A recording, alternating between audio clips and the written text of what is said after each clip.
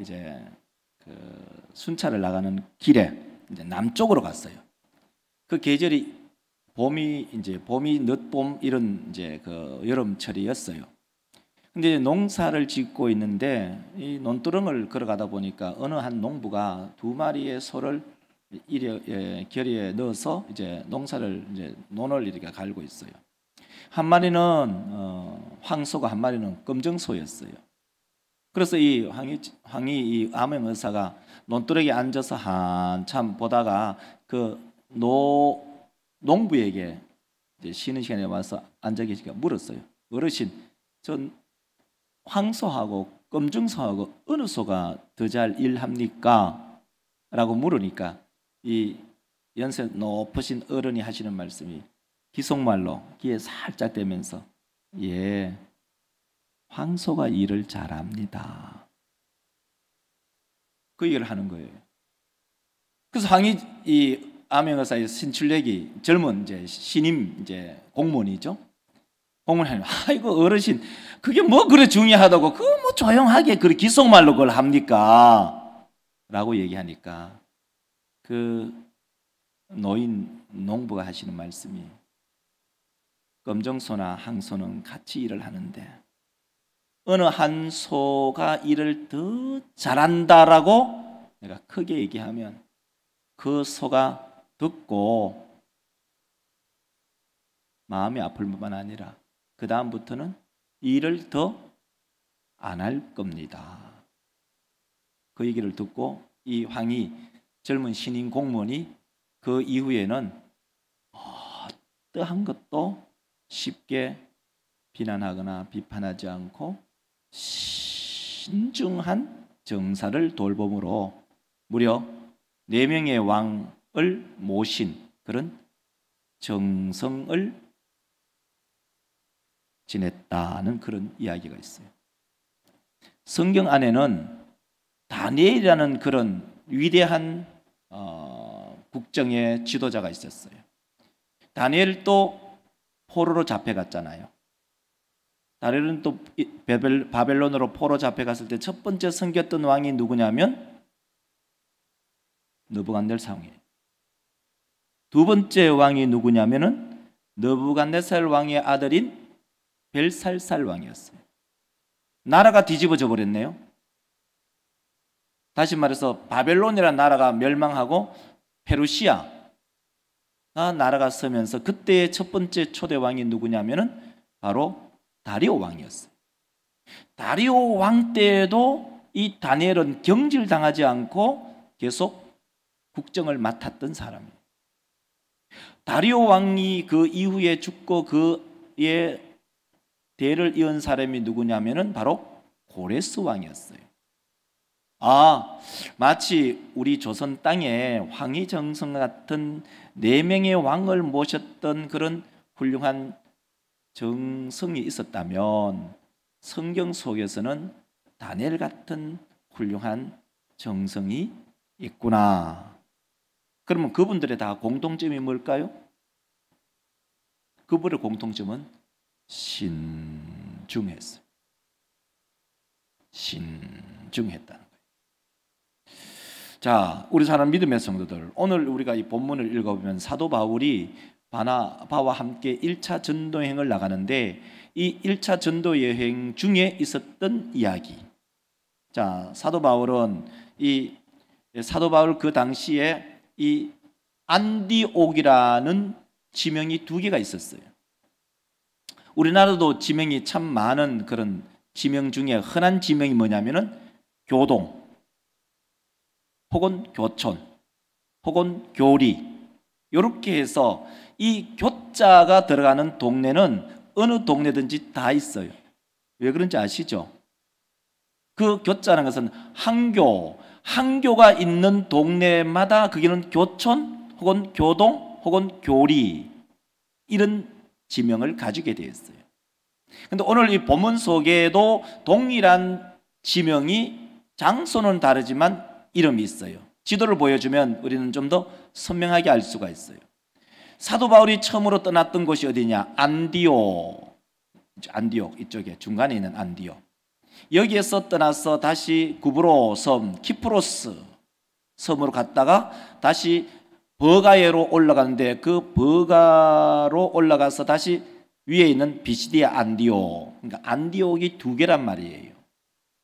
그러니까 터키 안에 내륙에 있는 안디옥과 이쪽에 있는 이제 두로 쪽에 있는 안디옥 해서 두 개로 안디옥이 자리 잡혀 있어요.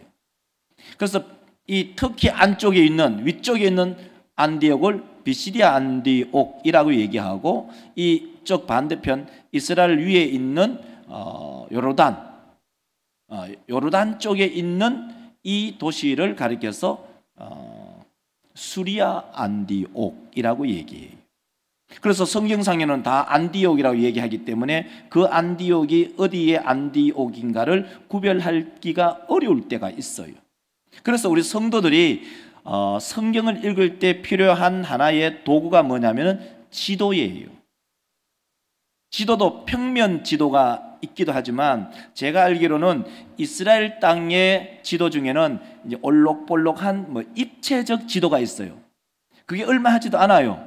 그게 얼마 하냐면은 제가 알기로는 한 10,000원 내외 정도, 말만 잘하면은 쿠폰만 있으면은 한 7,000~8,000원에도 살 수가 있고 혹시 좀 더 비싸게 사봤자 12,000원 정도 해요. 그러니까 성경을 읽을 때는 성경 지도가 옆에 항상 있어야 성경 읽는데 굉장히 도움을 얻을 수가 있어요. 자, 이제 그런 측면이 있고, 자, 이제 이 사도 바울이 지금 어디에 있느냐면은 바로 비시디아 안디옥, 지금으로 말하면 터키, 이제 터키 아니죠. 요즘 이름 바꿨어요. 국명을 바꿨으니까 터키에 있는 거예요. 자, 이제 터키 속에서 어떤 일이 있었느냐 하는 거죠. 자, 그래서 오늘 본문 말씀을 가지고 제목을 말씀에 대한 반응이라는 제목으로 함께 말씀을 나누겠는데요. 자, 우리 사랑 믿음의 성도들, 우리는 이제 설교학적으로 보면은 여러 가지 설교학의 분야들이 있어요. 설교자의 자세, 설교자의 인격, 설교자의 그 커뮤니케이션 전달하는 전달력, 그다음에 그 설교의 내용이 어떠냐, 내용이 성경적이냐, 역사적이냐, 또 성도들을 설득할 수가 있느냐, 예하는 어떠냐, 그의 스피치는 어떠냐, 음색은 어떠냐, 그들의 제스처는 어떠냐, 그런 설교자에 관한 부분이 있어요. 그거는 일단 접어두고, 두 번째가 뭐냐면은 설교를 듣는 청중의 입장을 얘기하고 있는 거예요. 오늘 본문이 바로 그 얘기를 하고 있거든요. 거기에 설교자와 설교를 듣는 청중의 그 사이에 연결점이 뭐냐? 그것은 곧 성령 하나님의 역사하심. 성령 하나님의 역사하심이 설교자와 청중, 회중과의 연결을 해 주신다는 거죠. 자, 그러므로 우리 믿음의 성도들, 이 오후 예배도 성령 하나님께서 이곳에 함께 하셔서 말씀을 듣는 모든 성도들의 마음을 열어주시고 그 말씀을 잘 듣고 새겨 우리의 삶에 실천하는 그러한 믿음의 근속들이 되시기를 주의 이름으로 축원합니다. 이제 그런 분야들이 있는데 그것 중에서도 한 분야, 오늘 본문 말씀은 어느 쪽이냐면은 청중의 입장, 청중의 태도를 가지고 얘기하는 거예요. 자, 그래서 제목은 그렇게 얘기했고, 첫 번째는 뭐냐면 말씀에는 두 가지 반응이 나타납니다. 다시 말해서 말씀을 듣는 청중은 두 가지의 반응이 나타난다, 이런 말입니다. 그럼 두 가지가 어떤 반응이 나타나느냐? 두 가지는 간단해요. 하나는 그 말씀을 스펀지처럼 받아들이는 사람이 있고, 반대로 그 말씀을 내치는 사람이 있다는 거죠. 말씀을 받는 성도는 딱 두 가지라는 거예요. 말씀을 받는 사람이 있고 말씀을 내치는 사람이 있다는 거예요. 우리 사람 믿음의 성도들, 여러분은 어떻습니까? 여러분 말씀을 받을 때 여러분 말씀을 어떻게 받느냐, 이 말씀이에요. 자, 그런데 오늘 이 본문 말씀을 전후해서 보면은 요즘에 우리가 새벽 기도를 할 때에 새벽 기도 안에 우리가 예레미야서를 하고 있어요. 예레미야서 44장 45장 이렇게 쭉 가는데, 예레미야서 중에 예레미야는 하는 말의 그 골조가 뭐냐면은 갈대아인에게, 다시 말해 바벨론에 항복해라는. 여러분, 이 말을 다르게 말하면 어느 목사가 이런 얘기예요. 일본에 항복하라는. 이게 말입니까? 이게 빵굽니까? 이 말이 되는 소리예요. 그러니까 그 당시에 다윗 왕가는 하나님께서 세우신 왕가고 다윗 왕가는 하나님이 선택하신 왕가인데 왕가가 무너진다? 불가능한 일이라고 생각했어요. 그리고 우리는 하나님께서 선택한 아브라함의 자손인데 아브라함 자손이 이방인에 의해서 짓밟힌다? 택도 없는 소리예요. 그리고 이 하나님께서 우리에게 주신 성전이 예루살렘에 있는데 예루살렘이 파괴된다? 꿈도 꾸지 못할 일을 지금 느헤미야가 그 얘기를 하는 거예요. 예레미야가 그런 얘기를 하는 거예요. 그래서 예레미야서 38장 2절을 읽어보면 이렇게 읽어져요. 한번 보세요. 자, 보세요. 자, 여러분, 제가 읽고 여러분 빨간 것이 읽으시기 바랍니다. 여호와께서 이와 같이 말씀하시되 이 성에 머무는 자는 칼과 기근과 전염병에 죽으리라.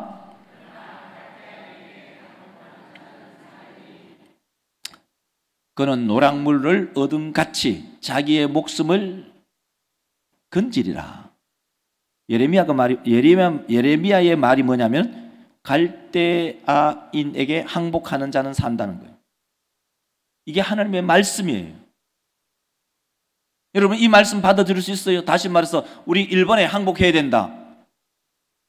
하나님께서 그 말씀을 하셨을 때 여러분의 상식과 여러분의 생각하고 정면으로 충돌한다. 그 받아들일 수 있냐고요. 그러니까 예레미야는 이 당시에 이 얘기 안 하면 편안하게 살아가요. 근데 이 하나님의 말씀을 전함으로 예레미야가 어떤 일을 당하느냐? 구덩이 속에, 흙구덩이 속에 집어 던짐을 당해 버립니다. 누구에 의해서?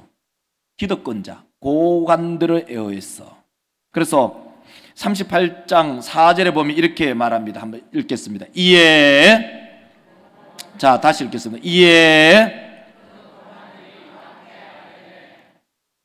이 사람이 백성의 평안을 구하지 아니하고 재난을 구하오니 청하건대 그가 이같이 말하여 이 성에 남은 군사의 손과 모든 백성의 손을 약하게 하나이다. 사기를 떨어뜨리는 저놈을 죽여야 된다는 거예요. 맞잖아요. 그런데 그 말씀을 달게 받은 사람이 있어요. 그 사람이 누구냐? 이방인이고 뇌시고 피부가 까만 에베멜렉이에요. 에베멜렉이 어떻게 얘기하냐면 예레미야서 38장 9절에 이렇게 우리 가운데 들려주고 있어요. 내 주여, 내 주 왕이여,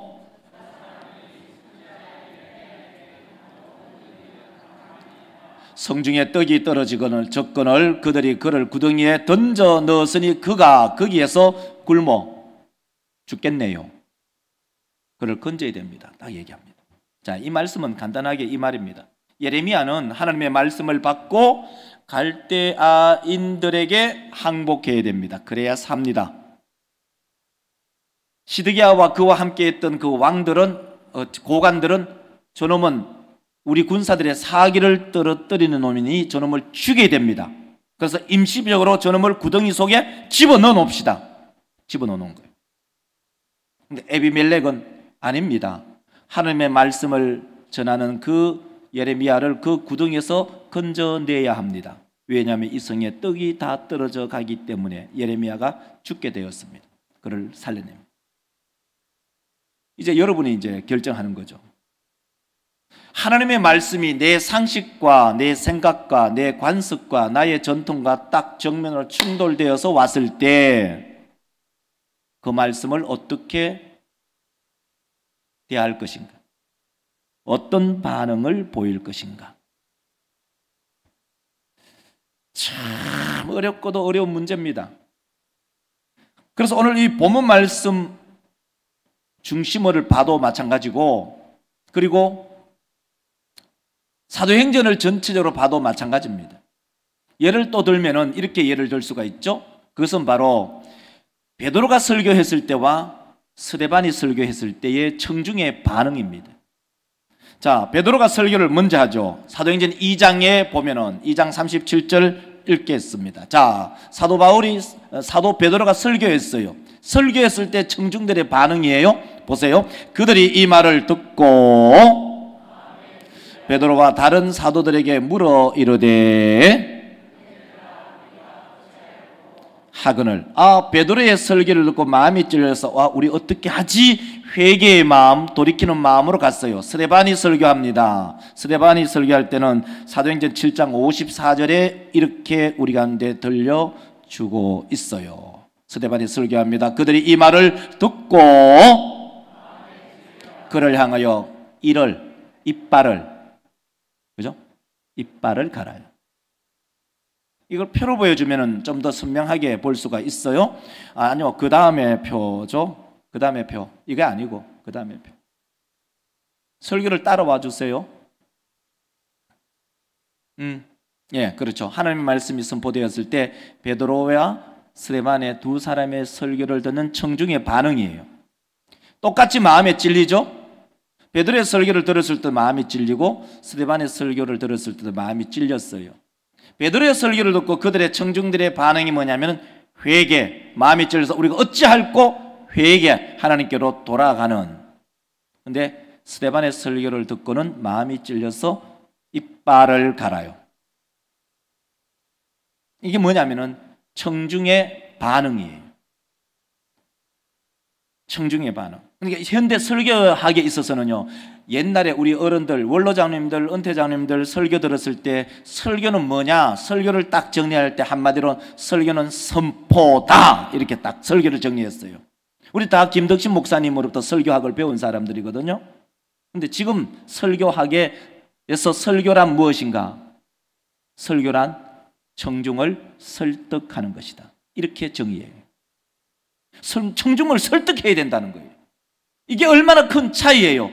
하나님의 말씀을 선포함으로 청중들이 그 말씀을 듣든지 아니 듣든지 그 말씀을 선언하는 거예요. 그러면 지금 현대 설교학은 성도들을 설득해야 되니까 성도들의 귀에 거슬리지 않는 소리를 해야 돼요. 성도들에게 거슬리는 소리를 하면 교회에 안 나와요. 그리고 심지어 적대적이 되는 거예요. 자, 그래서 우리 사람 믿음의 권속들, 오늘 이 본문 속에서 사도 바울과 바나바는 이 비시디아 안디옥에서 하나님의 말씀을 전하니 많은 사람들이 돌아왔어요. 자, 그래서 그 오늘 본문 말씀 42절을 한번 읽어볼까요? 42절을 보면 그들이 나갈새 사람들이 청하되, 그러니까 다음 안식일에도 다시 와서 말씀을 전해주세요 라고 하니까 거기에 반대되는 사람들이 있었어요. 그 반대되는 사람들이 45절에 나오는데 보세요. 다 같이 읽겠습니다. 유대인들이 그 무리를 보고 바울이 말한 것을, 이 두 종류가 나타나는 걸 알 수가 있죠.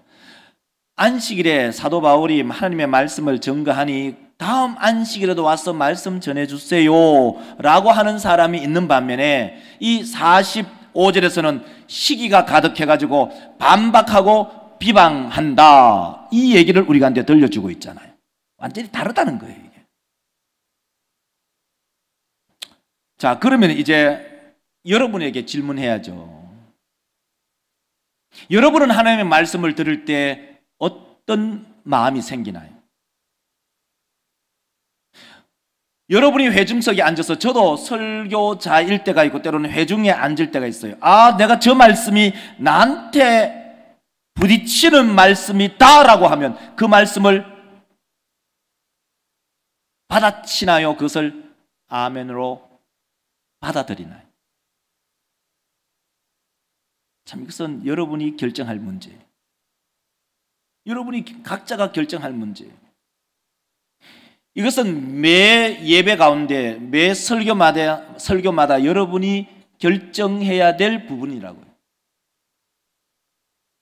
우리 사람 믿음의 권속들, 오늘 이 설교를 통해서 우리 모든 믿음의 권속들이 마음이 옥토의 마음이 되었어 하나님의 말씀을 잘 받아들이는 그러한 믿음의 권속들이 되시기를 주의 이름으로 축원합니다. 두 번째로, 말씀을 받아들인 사람이 있고 말씀을 배척하는 사람이 있었어요. 그러면 말씀을 배척하면 어떻게 되는가예요. 자, 오늘 본문 말씀에 보면은 이렇게 얘기하죠. 46절에 보세요. 바울과 바나바가 담대히 말하여 이르되 하나님의 말씀을 마땅히 먼저 너희에게 전할 것이로되 영생 얻기에 합당하지 않는 자로 자처하기로 우리가 그 말씀을 안 받으면 그 말씀이 다른 사람에게로 가는구나. 복음의 우선순위는 분명히 유대인들에게 있어요. 먼저는 유대인에게로, 다음은 헬라인에게로다. 복음의 우선은 유대인들에게 있어요. 근데 그 유대인들이 말씀을 배척하고 밀어낸다면 그 말씀이 이방인에게로 가버린다. 이걸 우리 가운데 적용하면 이렇게 적용할 수 있죠. 복음의 가장 1차적인 청중, 복음의 수혜자가 누구냐? 성도예요. 성도가 그 말씀을 밀어내고 배척하면 그 말씀이 이방인, 다른 말로 불신자에게로 넘어간다. 그 말을 우리 가운데 하고 있잖아요. 그러면은 이방인들이 그 말씀을 받고 어떻게 반응을 보이고 유대인들은 이 말씀이 다른 데로 가는 것을 보면서 어떤 반응을 보였을까 하는 거죠. 48절을 읽어보면 알 수가 있어요. 48절을 보면은 이방인들이 하나님의 말씀을 듣고 이렇게 반응을 보여요. 이방인들이 하나님의 말씀을 주기로 작정된 자는 다 믿더라. 그러면 유대인들은 어떻게 반응을 하고 어떤 일을 했을까? 44절로 다시 한번, 45절로 다시 한번 올라가면은 45절 한번 보여주세요. 45절 보세요. 다 같이 여러분 빨간 글 읽으시 바랍니다. 유대인들이 그 무리를 보고 바울이 말한 것을 서로 이 대조가 되잖아요. 이걸 표로 한번 만들어 보면 이렇게 표를 만들 수가 있어요. 말씀에 대한 반응은 유대인들은 시기하고 반박하고 비방하고, 근데 이방인들은 그 말씀을 받고 기쁨으로 찬송하고 영생을 얻기로 작정된 자는 다 구원을 받더라. 자, 이제 이 두 개의 길이 우리 가운데 있다는 것이 아주 선명해집니다. 자, 그러므로 우리 사람 믿음의 권속들, 유대인들은 비시디아 안디옥 시내에서 유력자들, 다르게 말하면 유지들이죠. 유지들을 동원하고 기부인들을 동원해서 사도 바울의 그 선교팀을 배척하고 밀어냈어요. 이런 일이 있었다는 거죠. 자, 우리의 현실 속에서, 우리 현실의 이야기. 우리가 이제 대구 시내로 여러분 가면은 동부교회가 참 대구 안에서는 아주 유명한 교회 중 하나예요. 제가 이 설교를 준비하면서 동부교회의 그 역사 연역을 쭉 한번 내가 일부러 들어가 봤어요. 제가 보니까 이 동부교회가 언제 설립됐냐면 1945년에 1945년 10월 18일에 교회가 설립이 됐어요. 그 당시에 전도사님이 누구냐면 송계웅 전도사님이었어요. 근데 이분이 목회를 얼마 동안 했냐면 32년을 목회했어요. 그리고 그분이 1968년 제53회 총회장에 이제 피선이 됐어요. 이 목회 전체 하신 분, 그 45년부터 32년을 목회하시고 이제 은퇴를 했어요. 32년 은퇴하고 그 다음에 그 후임자가 누가 왔냐면 우리가 보았던 김덕신 목사님이 오셨어요. 그러니까 김덕신 목사님이 그날 위임한 날이 언제냐면 1979년이에요. 다시 말해서 송계운 목사님이 원로 목사가 되고 김덕신 목사님이 위임 목사가 되던 해였어요. 근데 이 김덕신 목사님이 다시 위임을 하는데 위임하고 난 이후에 언제 이제 이분이 총회장이 돼요. 64회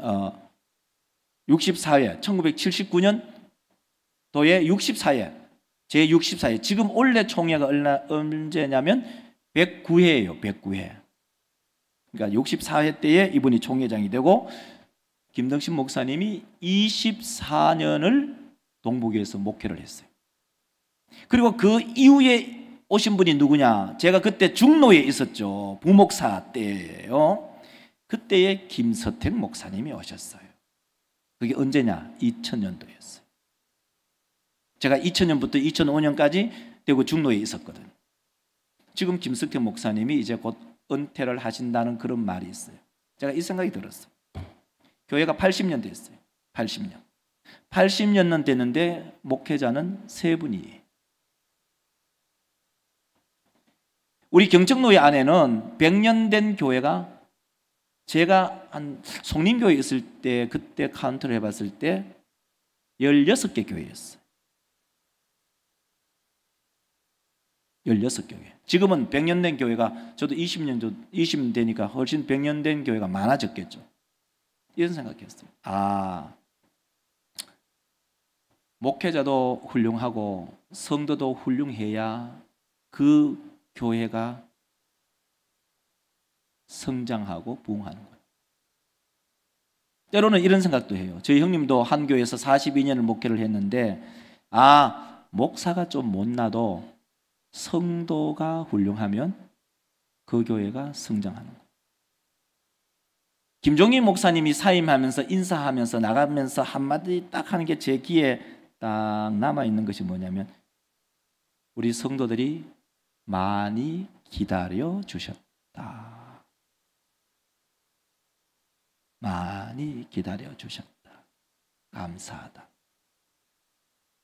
우리 부교육자들 지금 한 달 조금 넘는 그런 중에 있어요. 잘 몰라요. 부교육자도 그러고 막 뭐라하고 막 이렇게 꾸중하고 그러지 마세요. 뭘 해주셔야 되냐요? 기다려 주셔야 돼요. 기다려 주셔야 돼요. 담임 목사가 좀 뭐 어리버리하고 못하면 뭐라 하고 그런 게 아니라 좀 기다려 주셔야 돼요.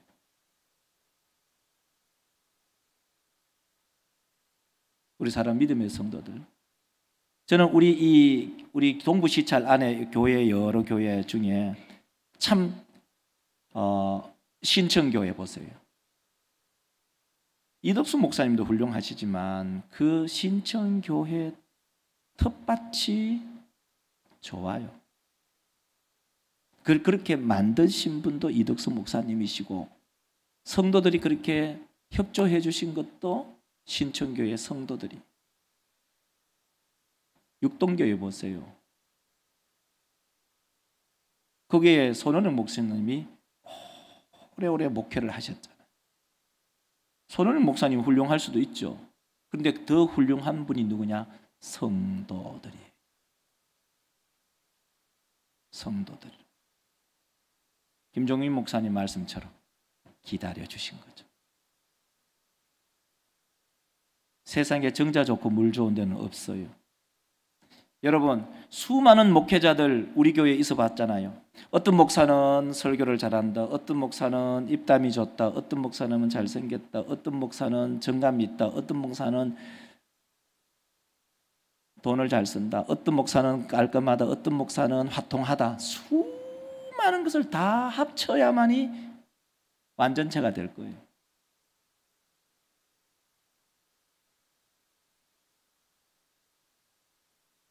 우리 믿음의 성도들, 세상에 완전한 사람 없어요.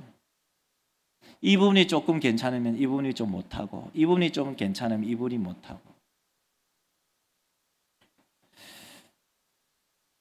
우리 사람 믿음의 권속들의 마음이 어떨까요? 여러분, 수 없는 목회자 바꿔봤잖아요.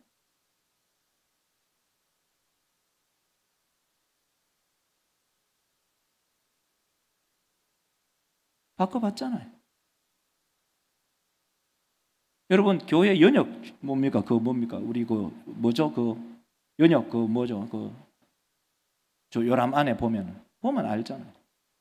그게 우리의 삶의 궤적이잖아요. 삶의 그 발걸음이잖아요. 제가 이렇게 한번 생각해 봤어요. 그러면은 여러분이 신앙생활을 하면서 지금까지 한 번이라도 정말 여러분의 마음을 다해서 존경해 본 목사들이 있냐?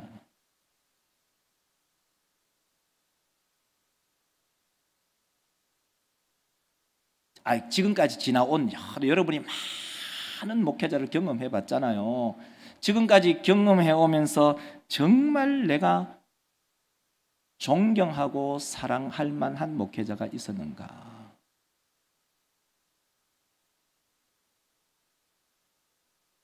목회자와 관계가 안 좋으면요, 말씀 안 받습니다. 제가 지난번에 그런 말씀 드렸잖아요.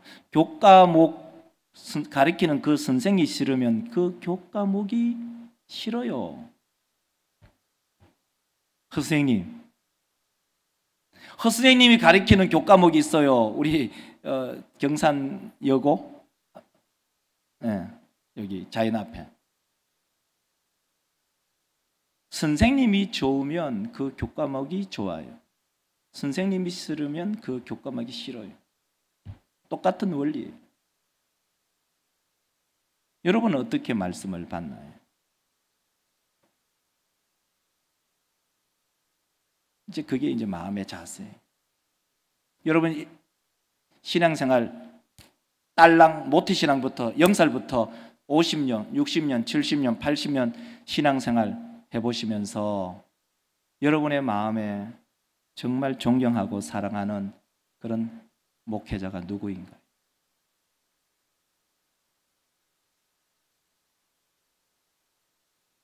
참 이런 생각이 번쩍 드네요. 1956년에 그런 민주당하고 자유당하고 이제 그 선거가 있었잖아요. 못 살겠다 바꿔보자.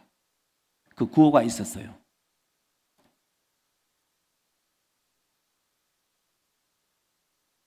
못 살겠다 바꿔보자. 바꿔봤잖아요. 수없이 바꿔봤잖아요.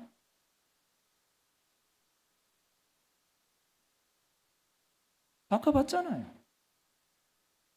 그 오리를 계속 범할 수 있어요. 그게 왜 그러냐? 전통이니까.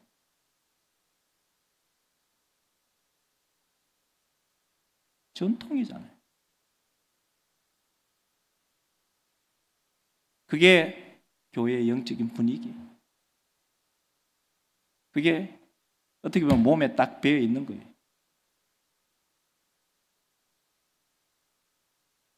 우리 사람 믿음의 성도들.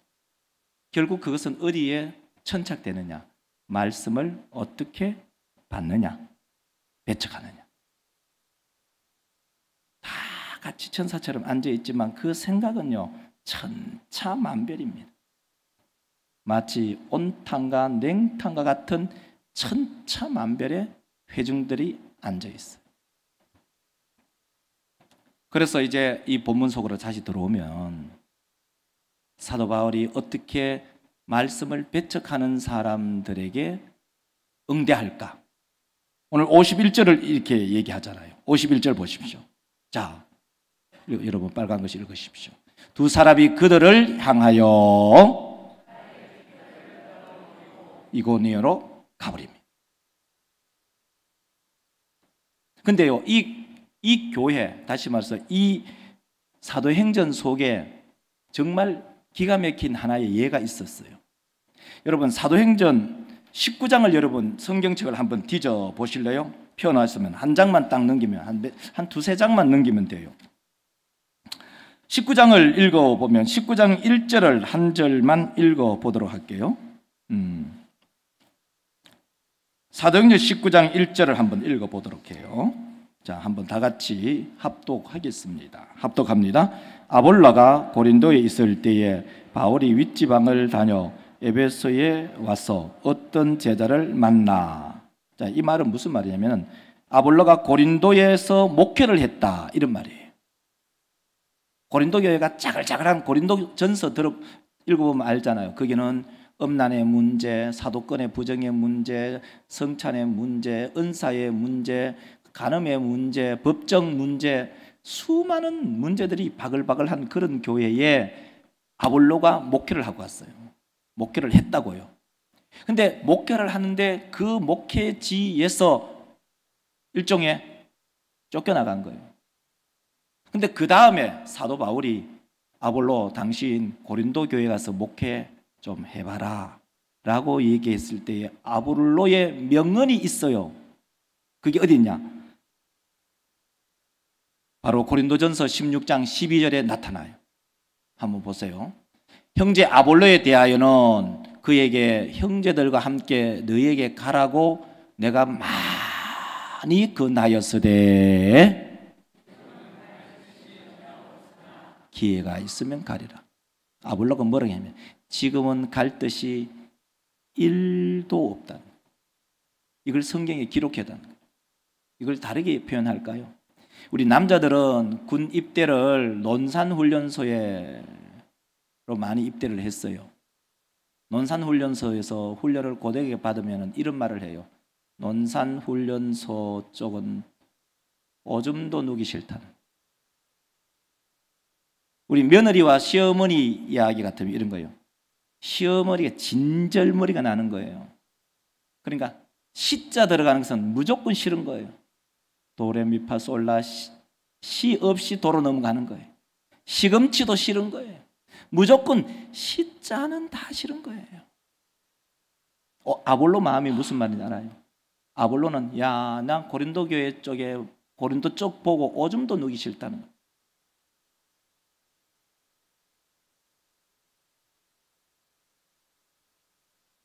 우리 교회를 지나간 목회자들 중에 혹시 이런 사람 없나요? 자인교회 쪽에서는 내가 오줌도 누기 싫다. 진절머리 난다.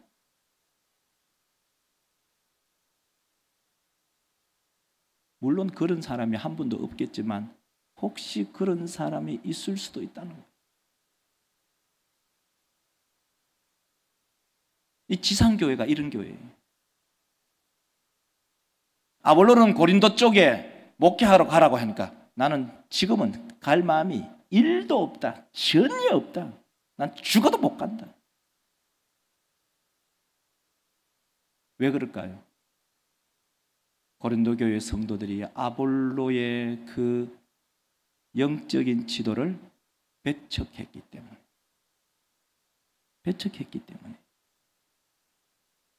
이제 말씀을 맺을까 합니다. 오늘 크게 말씀의 제목이 말씀에 대한 반응이에요. 말씀이 나에게 왔을 때 그 말씀을 어떻게 받아들인? 그게 두 가지죠. 하나는 그 말씀을 수용하고 또 다른 하나는 그 말씀을 배척하고. 그러면 배척한 사람들에게 오는 것이 뭐냐? 그것은 바로 영적인 성장이 없어. 자기 세계에 갇혀서 자기 나름대로 살아가는 거예요. 어느 누구의 말도 듣지 않아요. 그것을 가리켜서 예레미야서는 뭐냐면 고집이라고 얘기해요. 우리 모든 믿음의 성도들의 심령 가운데 하나님의 말씀을 잘 받아들이는 그러한 모든 믿음의 종들이 되시기를 주의 이름으로 축원합니다. 기도합시다.